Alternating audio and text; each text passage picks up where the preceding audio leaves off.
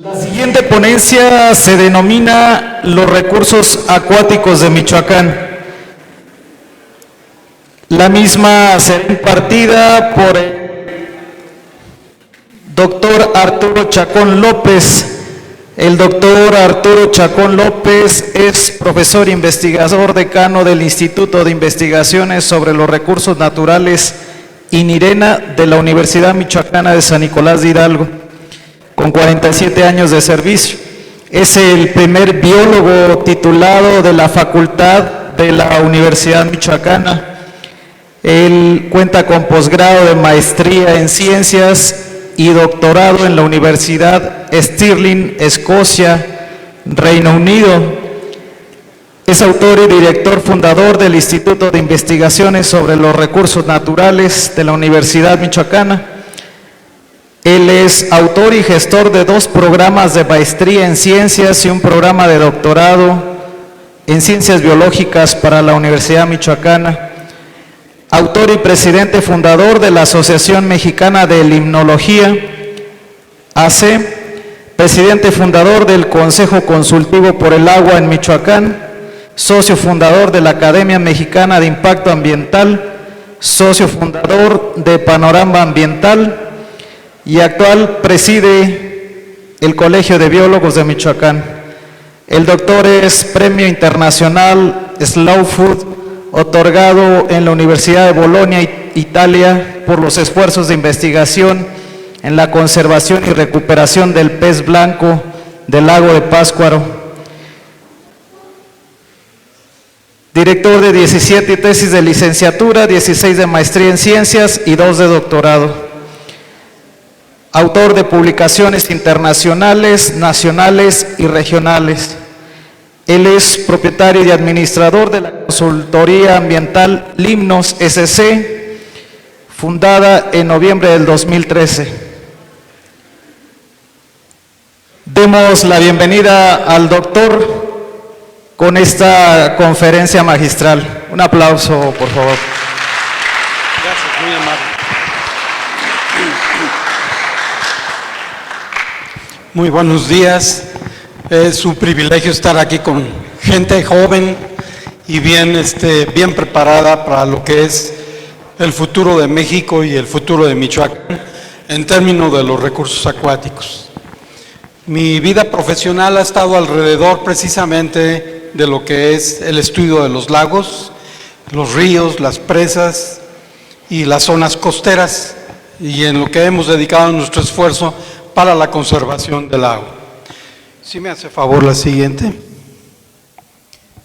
Bueno, esta conferencia que la hemos impartido en varias partes está dedicada a uno de los mejores investigadores que tuvimos en la Universidad Michoacana, el doctor Víctor Hugo Garduño Monroy. Es un geólogo, fue un geólogo que estudió todo lo que fueron las fallas y las fracturas y las zonas volcánicas de México. Entonces, hace poco se nos adelantó y esta conferencia está dedicada a él. La siguiente, por favor. Bueno, ¿qué es la seguridad hidrológica? Vamos a hablar de los lagos michoacanos, claro, pero ¿qué es la seguridad hidrológica? Y esto se debe a la capacidad que tiene una sociedad para tener o disponer de agua, ya sea en cantidad y calidad aceptable. Y además, el tener agua, pues nos asegura un alto nivel de bienestar. Podemos desarrollar nuestras actividades económicas, podemos también tener bienestar, tenemos salud. Entonces el agua es básico, importante, fundamental para la vida. La siguiente, por favor. Y bueno, para que tengamos seguridad en la disponibilidad del agua, se requiere disponerla, tenerla en calidad, poder tener acceso al agua y al mismo tiempo que tengamos estabilidad. De esta manera podríamos hablar sobre seguridad hídrica. La siguiente, por favor. Sin embargo, tenemos amenazas cuando no tenemos la cantidad de agua requerida. Tenemos, por ejemplo, el problema del cambio climático y que en consecuencia podemos tener falta de lluvia, como lo que está pasando en estos momentos en México, Y la alta densidad de población nos requiere una alta demanda de agua, y el problema de que no hemos sabido cuidar las aguas, no las tratamos, las tenemos contaminadas. La siguiente, por favor. Bueno, se puede decir que tenemos suficiente agua en miles de metros cúbicos por persona por año. Y esto es lo que internacionalmente se reconoce. Tener más de 10,000 metros cúbicos al año, se puede decir que tenemos una alta disponibilidad. No es que nos tomemos los 10,000 metros cúbicos, sino que a partir de esos 10,000 metros cúbicos usamos calzado, utilizamos plástico, cocinamos, se elabora la carne con la cual nosotros nos alimentamos, los vegetales. O sea, no nada más es el agua que nos tomamos, sino todo aquello que utiliza agua para que tengamos bienestar. Entonces, abajo de los 5,000 metros cúbicos por año por persona, se puede decir que tenemos baja disponibilidad. La siguiente, por favor. Y bueno, en el mundo, ¿cómo estamos? En el mundo, pues Canadá tiene más agua que todos, Brasil, Argentina, y resulta que México actualmente tiene 4,100 metros cúbicos por persona por año. La siguiente, por favor. ¿Cómo estábamos antes entonces? En 1955 teníamos hasta 11,000, casi 12,000 metros cúbicos por persona por año. Sin embargo, en la actualidad, ya para el próximo año, registraremos 3,500 metros cúbicos por persona por año. Vamos a ser un país que vamos a tener escasez de agua. La siguiente, por favor. Y aquí es como tenemos distribuido toda nuestra agua en el país. Toda la parte norte se encuentra con falta de agua, mientras toda la parte oscura son los estados que en este momento tienen cantidad de agua. Nos llueve aproximadamente aquí, Baja California, pueden pasar 2 años y no caer una sola gota de agua. En el centro de México recibimos prácticamente 1 metro de altura al año en lluvia. Sin embargo, acá, lo que es Tabasco, Chiapas, el sur de Veracruz, pueden llover hasta 4 metros de altura en un año. Entonces, la disponibilidad del agua se encuentra aquí. Somos un país que tenemos una distribución heterogénea del agua. En algunas partes es árido y en otras partes es muy húmedo. La siguiente, por favor. Bueno, esto genera entonces que seamos sensibles a la escasez del agua. Entonces podemos ser vulnerables. ¿Cómo podemos ser vulnerables? Primero, ¿qué tan expuestos estamos a la falta de agua? ¿Qué tan sensibles somos precisamente a la falta de agua? Y si tenemos realmente capacidad para adaptarnos a la falta de agua. En eso se define la vulnerabilidad que tiene un país o una región frente a lo que sería la falta de agua. La siguiente, por favor. Y bueno, en México aquí lo podemos ver. Fíjense la presión del agua que hay. O sea, qué tanto se está utilizando y además qué tanto nos está faltando. Y aquí tenemos 87% en Baja California. Y tenemos todavía la parte de aquí, en la parte central norte, 61. Y compárenlo con Chiapas y Tabasco, por aquí tenemos el 1% de presión de agua. Entonces, seguimos con un país en que gran parte de su zona, esta es la zona metropolitana de Ciudad de México, en donde la presión es récord, 126%, es decir, no hay agua. Y con eso se sostiene la Ciudad de México. La siguiente, por favor. Y bueno, existe un instituto, el Instituto de los Recursos, el Instituto Mundial de los Recursos. Se dedica también a hacer estudios sobre el estrés hídrico, que se llama, el estrés por el agua. Lo hicieron para todo el mundo, para saber cómo están los países con respecto a la escasez del agua y cómo afecta la escasez del agua. No se trata nada más de no tener disponible el agua, sino la falta de agua, ¿qué otras males ocasiona? Por ejemplo, en la salud, en la actividad productiva, en la elaboración de alimentos o producción de alimentos, o incluso en la confrontación, en la pérdida de la estabilidad social. Por ejemplo, les voy a dar un pequeño ejemplo. Turquía, con ayuda de los Estados Unidos, construyó uno de los complejos más grandes de embalses, de presas que hay en el mundo. Embalsó 2 grandes ríos históricos, el Éufrates y el Tigris, supuestamente para regar su país, pero esos 2 ríos iban para Irán, para Siria, para Irak. Eso se llama terrorismo por el agua. O sea, no les importó cortar el acceso del agua a los países árabes y Turquía quedarse con ellos. Entonces, eso provoca un problema social, pero además puede provocar un conflicto armado. Así existen otros países también en el mundo. Entonces, metieron una serie de índices para saber cómo estábamos en cuestiones del estrés hidrológico. La siguiente, por favor. A México le caímos muy bien precisamente a este instituto.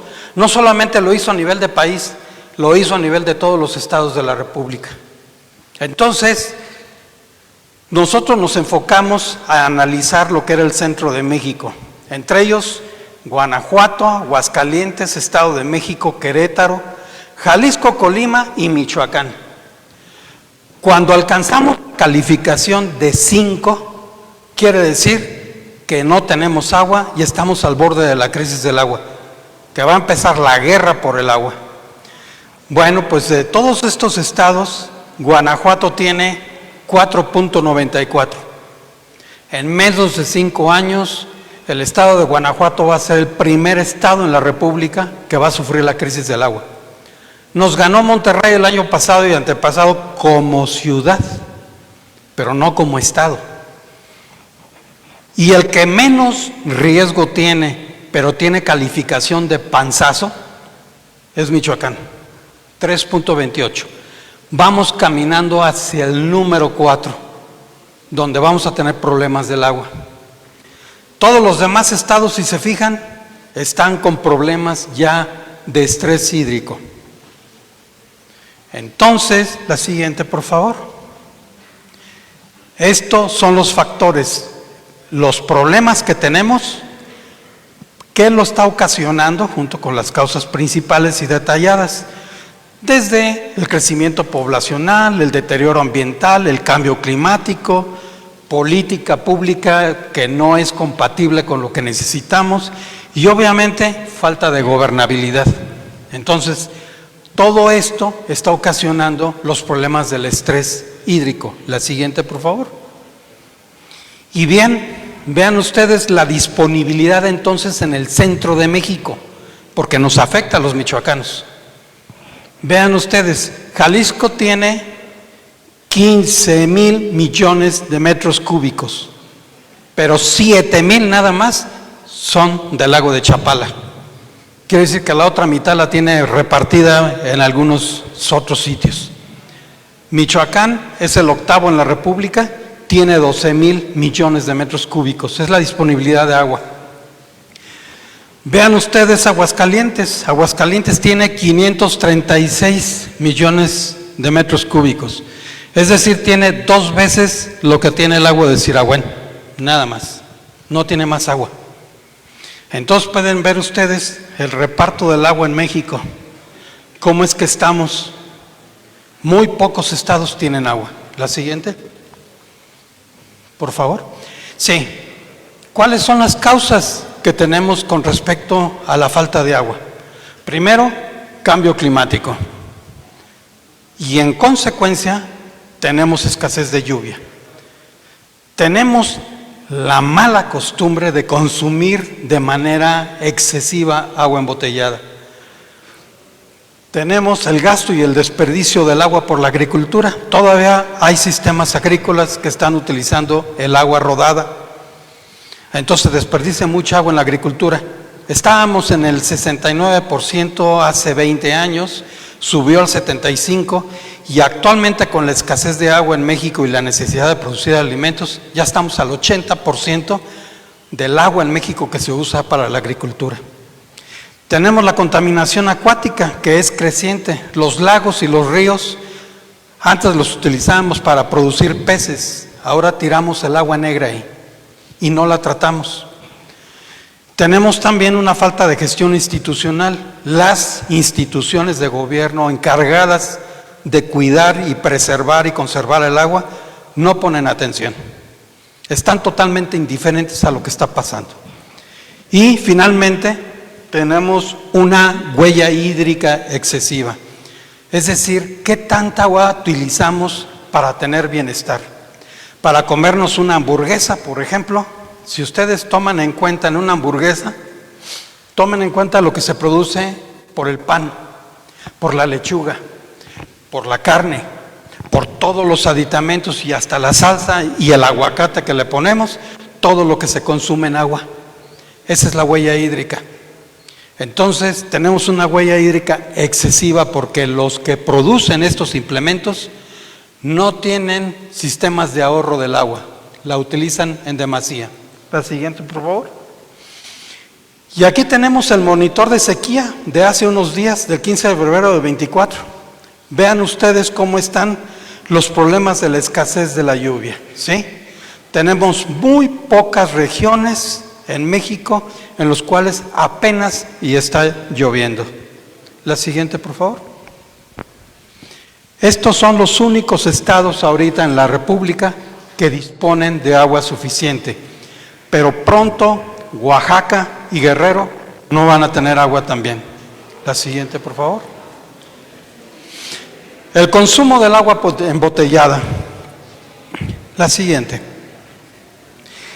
Aquí pueden ver ustedes en el 2002 el consumo de una persona de agua embotellada y el consumo total por año en metros cúbicos y el precio que se tuvo que pagar para consumir esa agua embotellada. Ahora vean ustedes en el año pasado lo que consume una persona, un mexicano, lo que consume en total el país y lo que tuvieron que pagar en millones de pesos por el agua embotellada. Entonces, un mexicano consume cerca de 2,000 metros cúbicos de agua por año, es decir, aproximadamente 6 litros por día.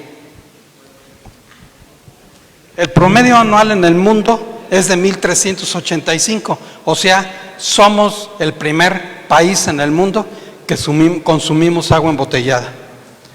Y se consume 751 veces más de lo que pudiéramos consumir por la red o el agua de la llave, se puede decir. La siguiente, por favor. Y bueno, ¿cómo es que recibimos el agua? Pues la red de servicio municipal. El agua embotellada que nos gusta de 320 mililitros o de 20 litros en garrafón. O pipas o camiones con capacidades hasta de 10 metros cúbicos. La siguiente, por favor. Y bueno, ¿en qué lo utilizamos? Consumo directo, bebida o limpieza, el 5%. Consumo indirecto, es decir, la forma en que vivimos y consumimos, que son los patrones de consumo, es el 95%.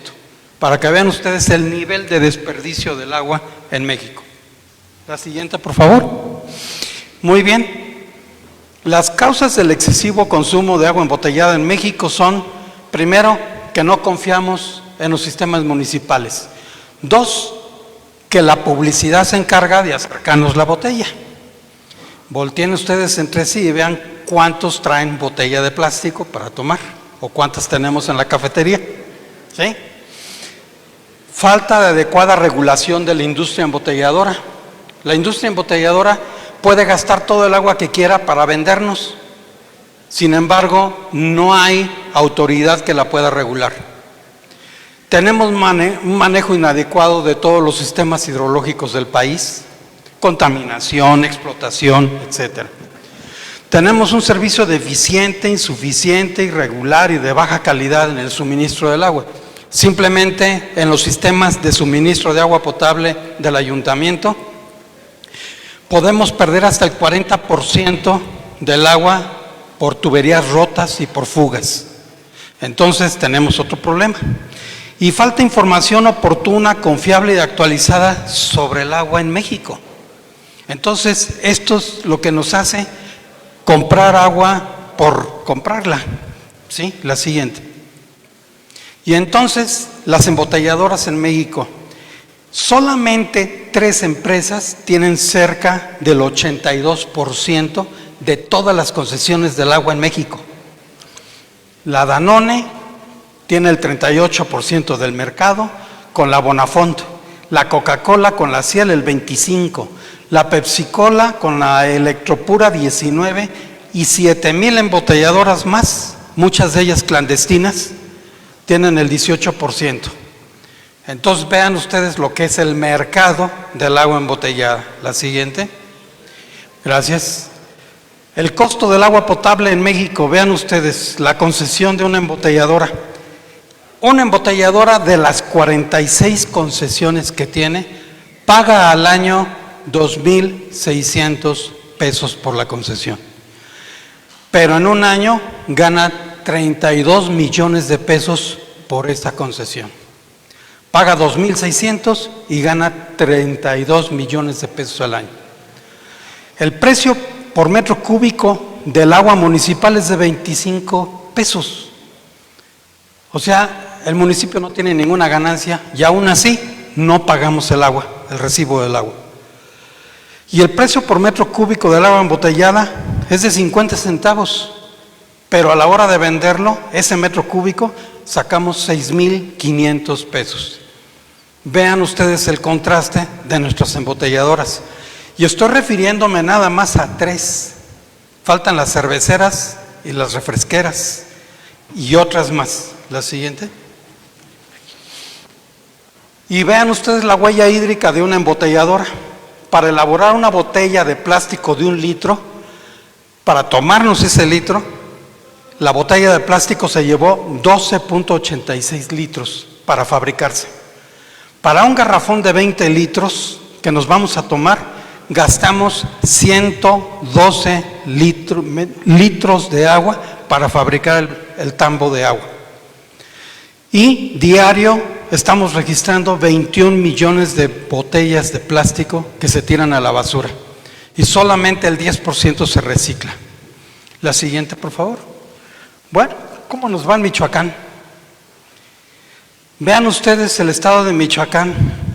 Un gran maestro mío, el doctor Alberto Gómez Tagle Rojas, decía que para ver a Michoacán hay que arrugar un papel y tirarlo en la mesa. Así todo arrugado. ¿Por qué? Por las montañas. Precisamente por todo lo accidentado del territorio. Que la vocación de Michoacán es forestal, compañeros. Forestal. No agrícola. Entonces, bien decía el maestro Gómez Tagle esto, y vean ustedes la distribución de las altitudes sobre el nivel del mar. Tenemos diferentes montañas aquí que nos ayudan precisamente a fabricar el agua. La siguiente, por favor. Y entonces, ¿cuál es el patrimonio de Michoacán? Los 12,000 millones de metros cúbicos.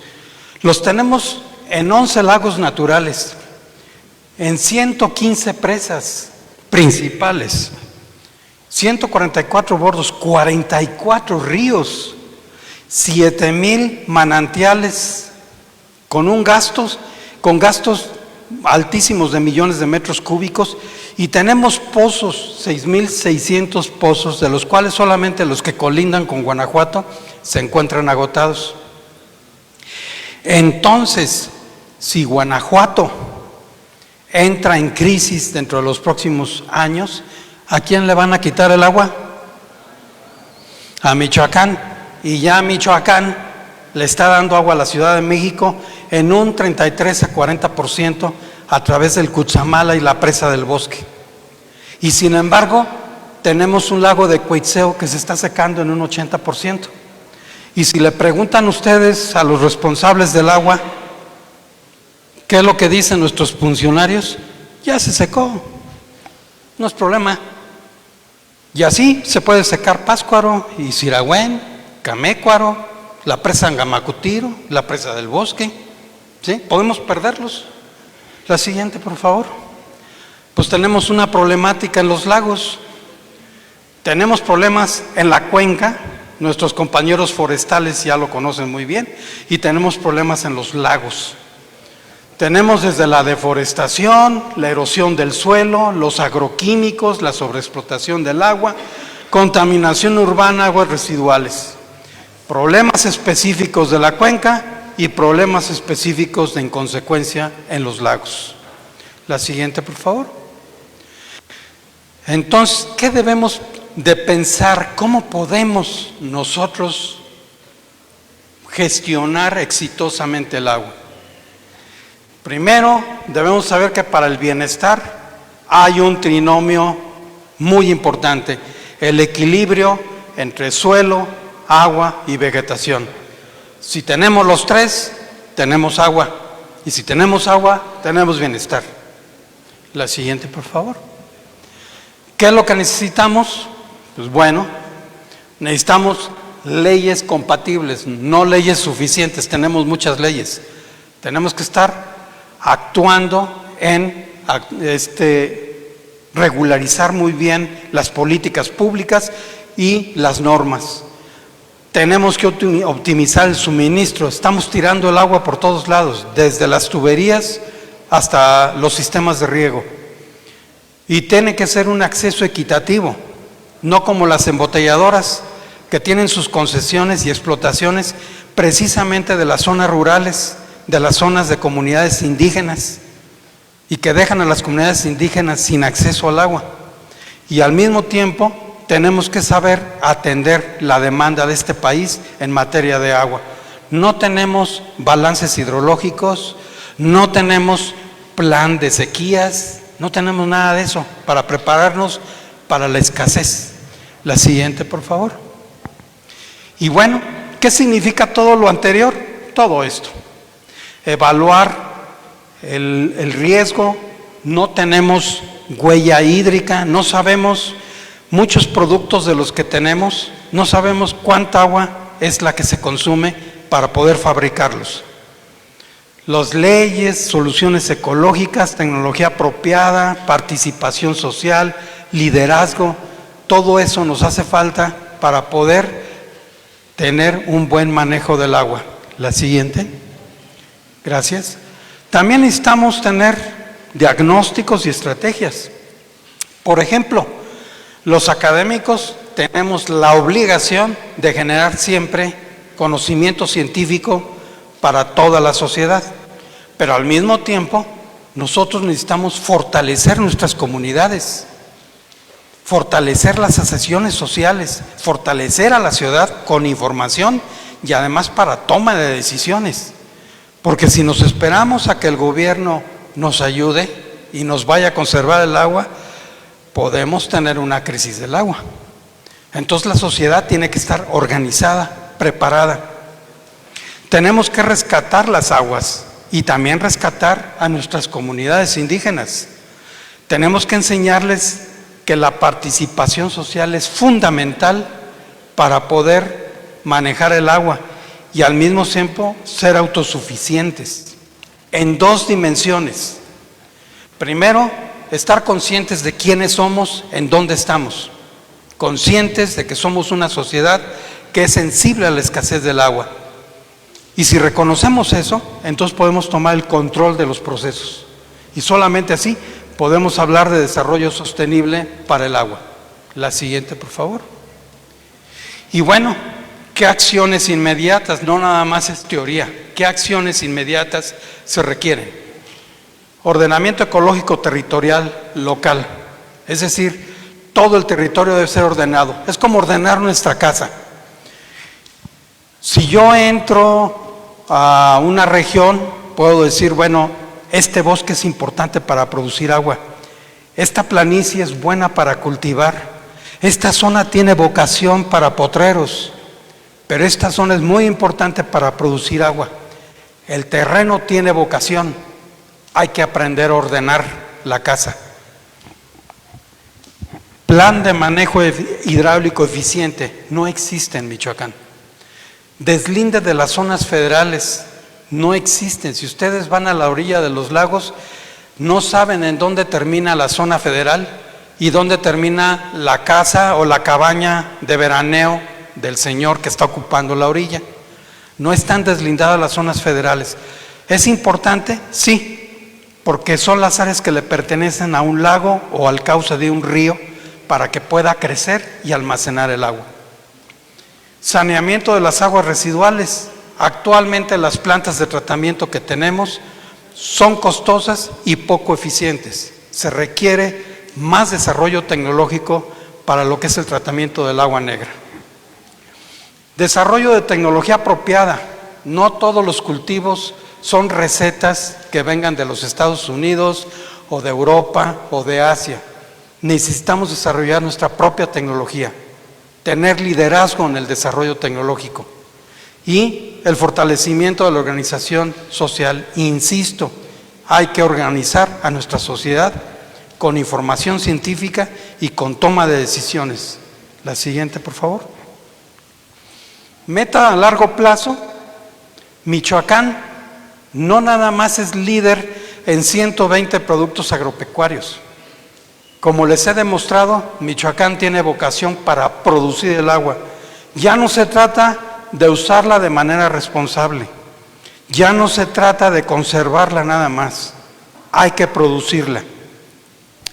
Si tuviéramos políticos visionarios, entonces cuando venga la Comisión Nacional del Agua y diga, le tienes que dar agua a Guanajuato, entonces los michoacanos diríamos, espérate, primero hacemos un inventario hidrológico.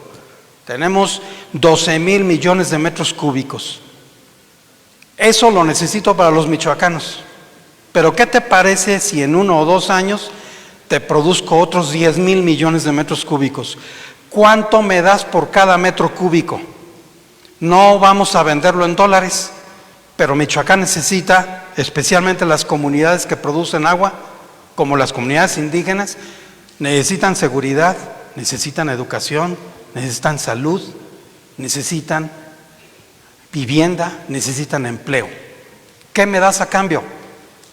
Bueno, pues pregúntale a Guanajuato. A ver, gobierno de Guanajuato, ¿qué me das en bonos por el agua?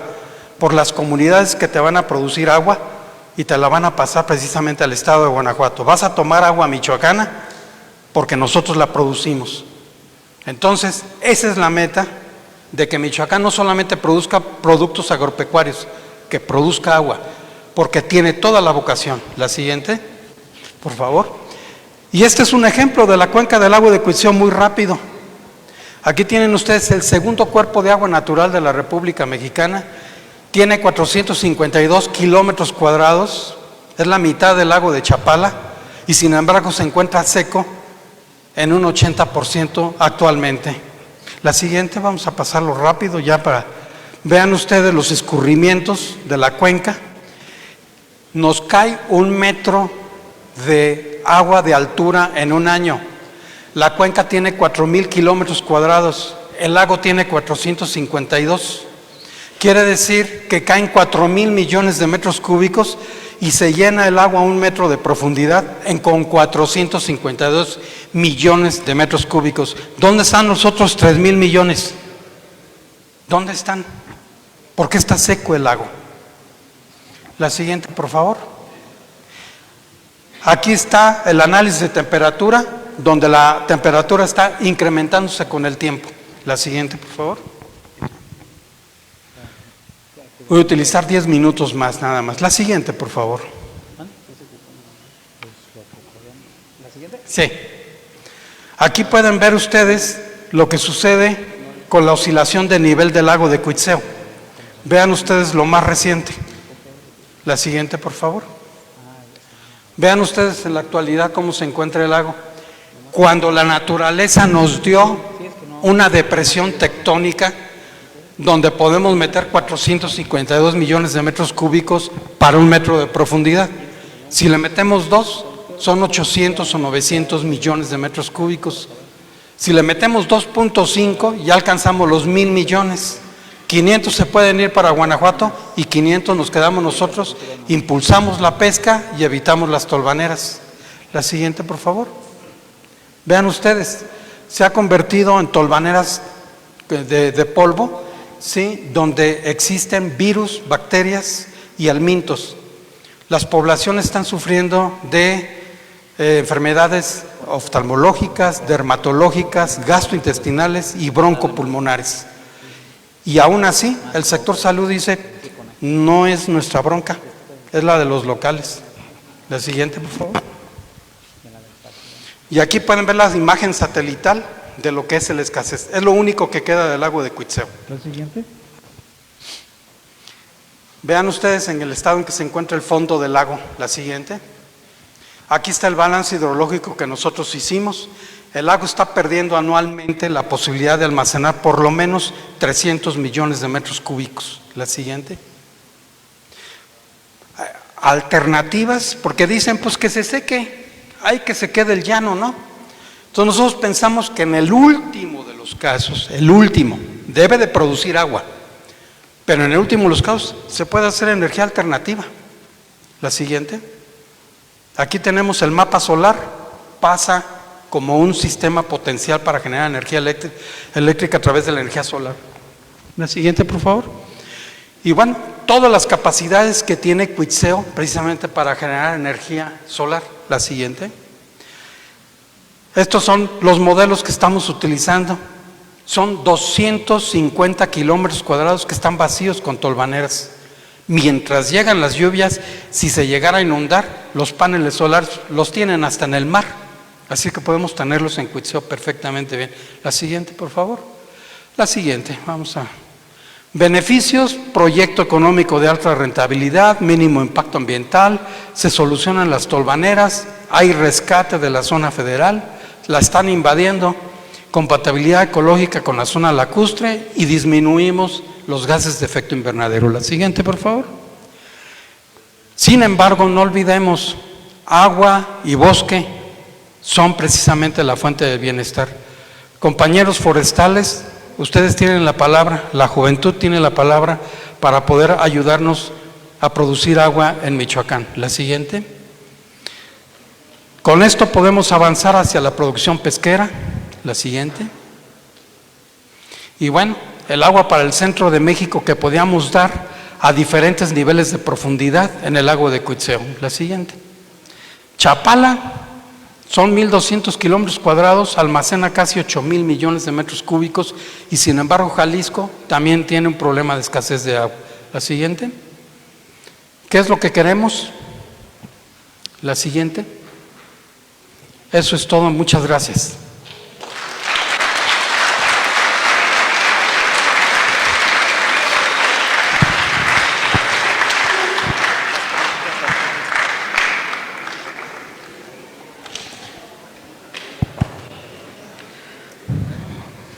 Pues damos las gracias al doctor Arturo Chacón de esta casa de estudios, un orgullo y gracias por apoyarnos en esta zona de Uruapan, doctor. Abrimos un espacio para preguntas y respuestas. Aprovechemos tener un experto en estos temas que nos han alcanzado y que sobre todo estaremos padeciendo pues en todos estos meses y años que se avecinan. Jesús, por ahí el profesor Madrigal.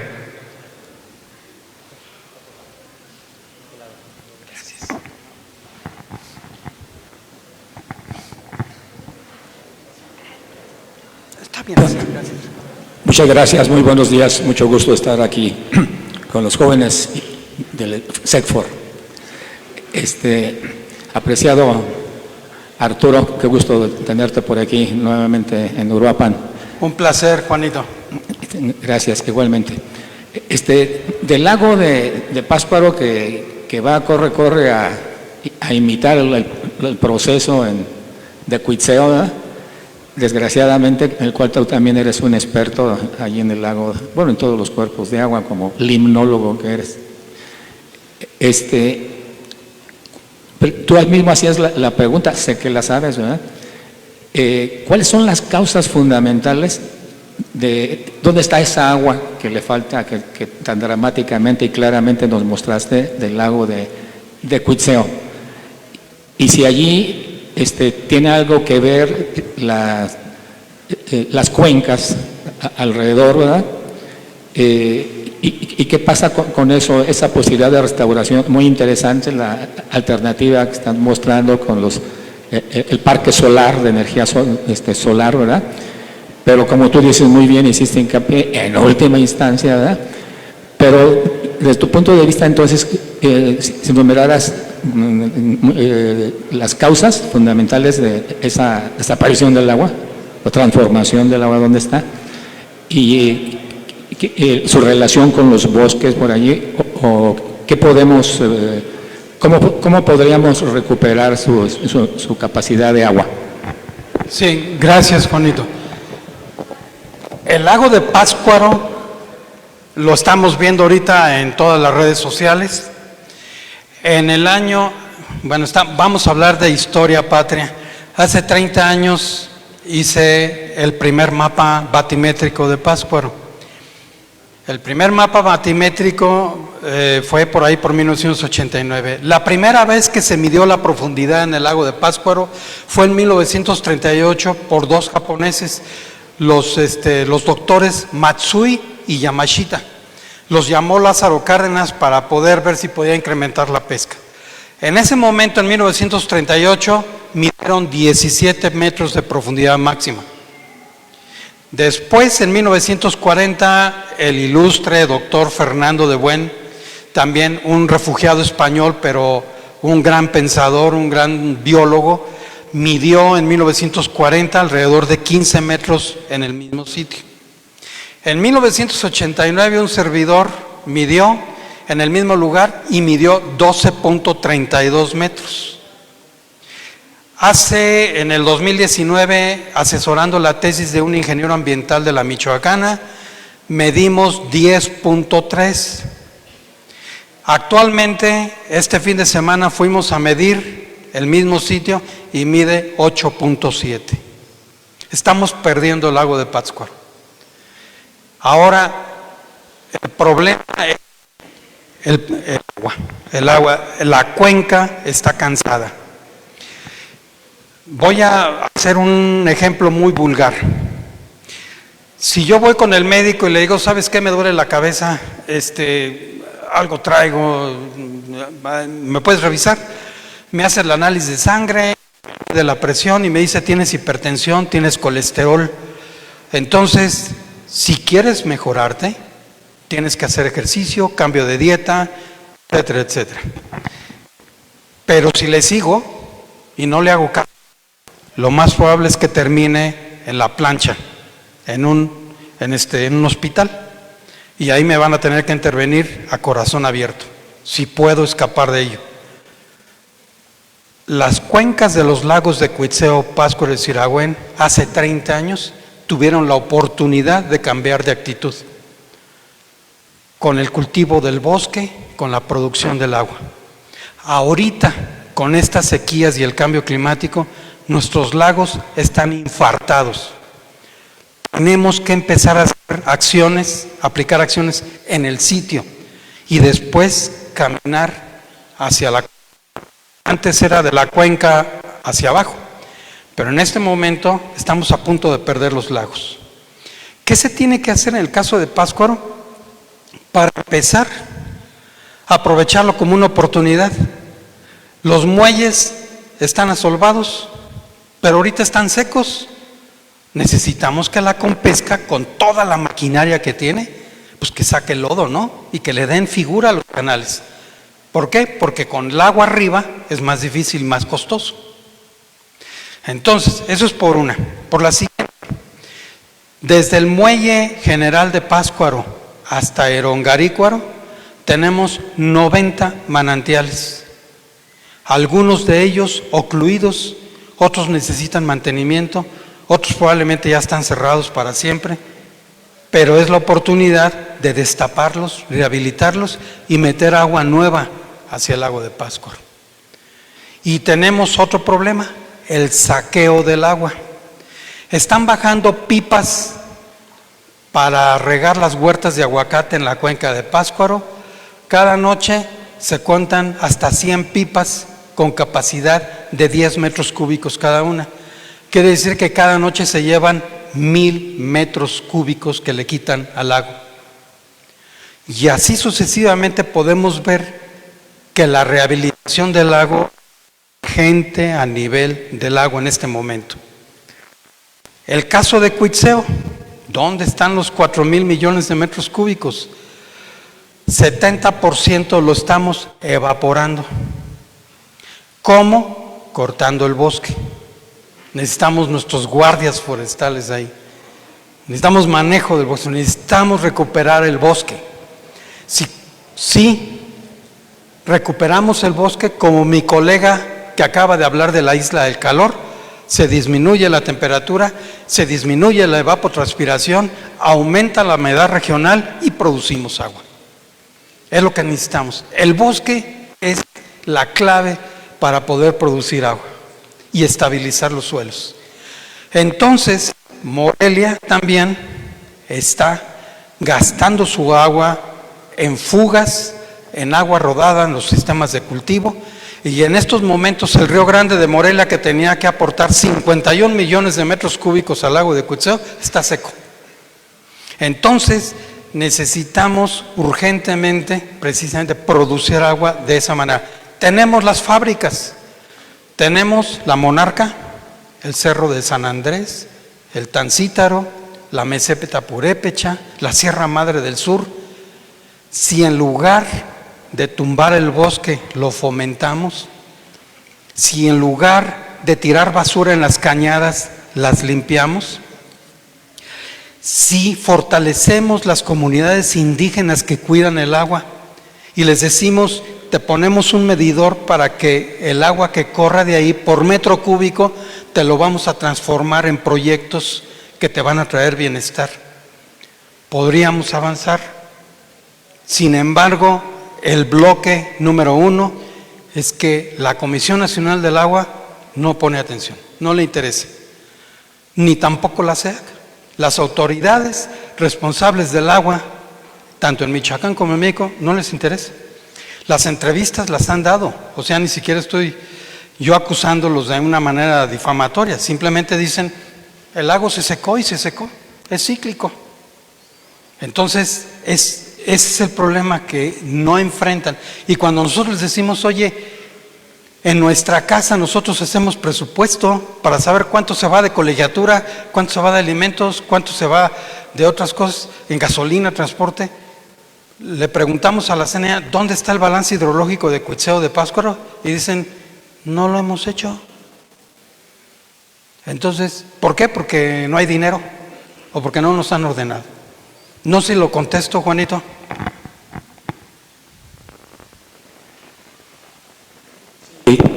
Sí, y mucho claramente. Además, ahí los esquemas que hiciste conceptuales está muy claro.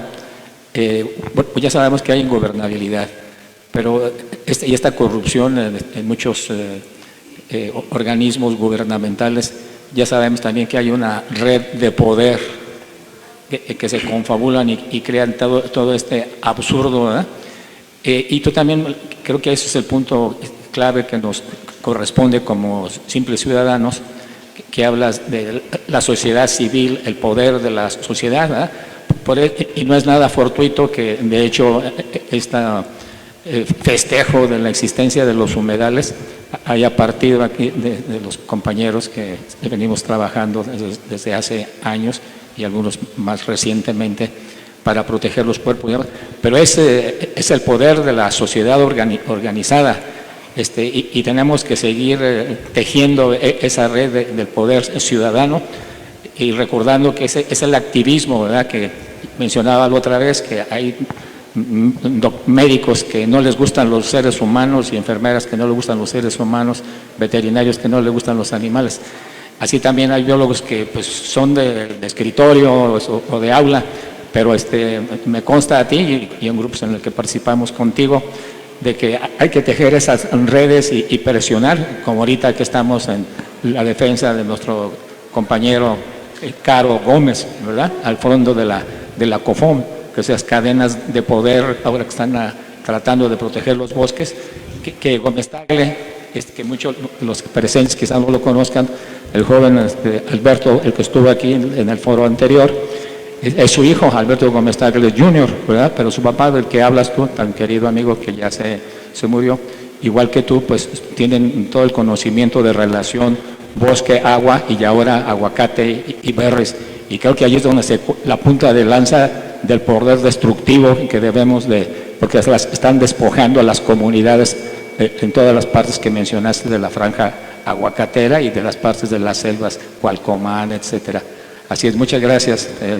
Gracias, Juanito. Aquí el secreto son dos aspectos. Crear liderazgos. Estos jóvenes deben ser los próximos líderes. Y dos, fortalecer a la sociedad mexicana. No esperemos al gobierno. La fortaleza está en la sociedad mexicana.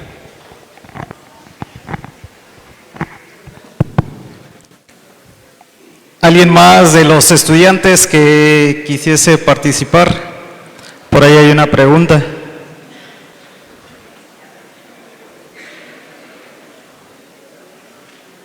Gracias. Buenas tardes. ¿Usted considera factible el hecho de que se reorganicen los estados de la República Mexicana en base a sus cuencas hidrológicas? A sus cuencas hidrológicas.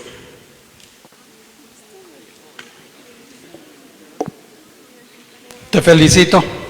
Sí, la respuesta es sí.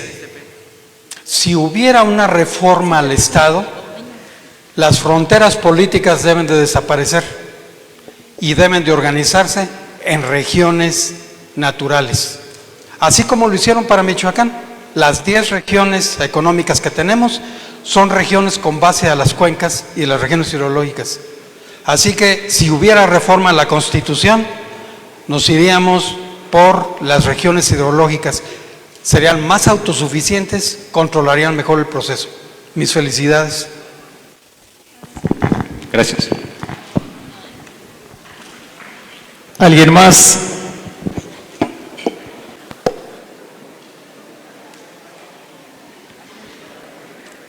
Pues si no hay más preguntas y respuestas,